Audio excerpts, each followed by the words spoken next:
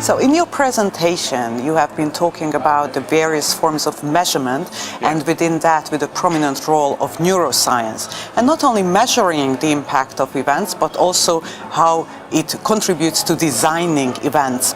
Right. And do you want me to... And how important is neuroscience today in designing events? I think neuroscience is more important than we even think about. A lot of us will apply aspects of understanding of it intuitively, but if we are actively aware of how neuroscience can help in event design, we will see a very big impact in that.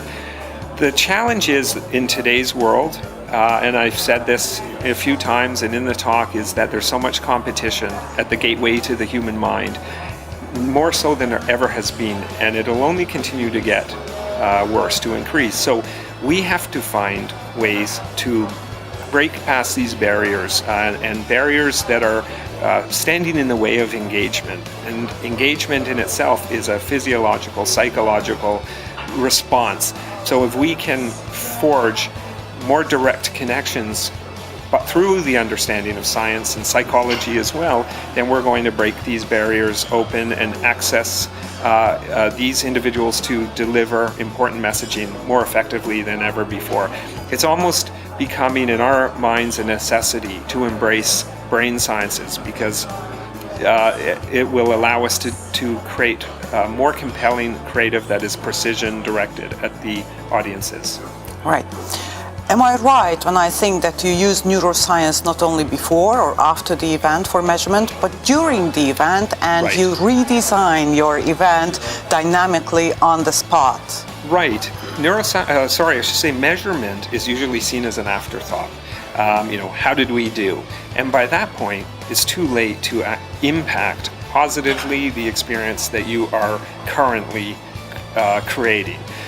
It can give you insights for a future event, as most of us would like to think, but the value of feedback that we tend to get through current measurement is very poor in usefulness. So by creating a spectrum of measurement, again, taking a more scientific approach, I'd like to say to event planners, you need to think like a scientist for a moment and put a process over your whole event experience design, as you say, from before, during, to have touch points, during where you can actually still have an opportunity to correct course on certain things, and then after.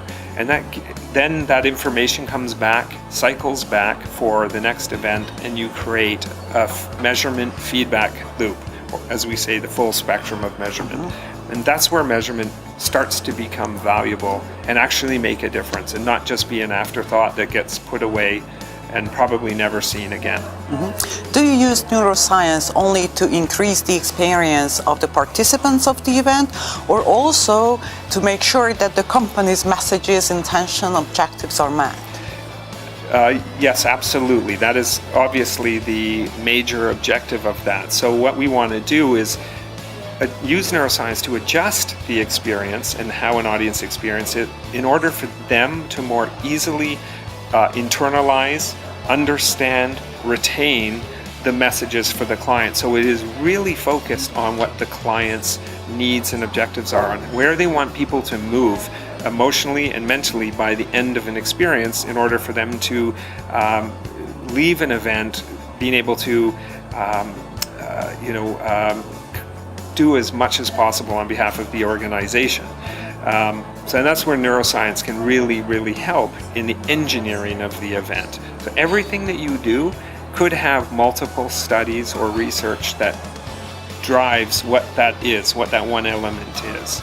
All right. And measurement's the same thing, because if you can't just randomly measure. If you use psychology and neuroscience to design your measurement strategy and the questions even that you're asking, you're going to get data that is actually more valuable. All right, thank you very much. You're welcome. And hope that already this topic of neuroscience being used in events makes our heart beat faster. I hope so too. It does for me. So thank you very much. Thank you.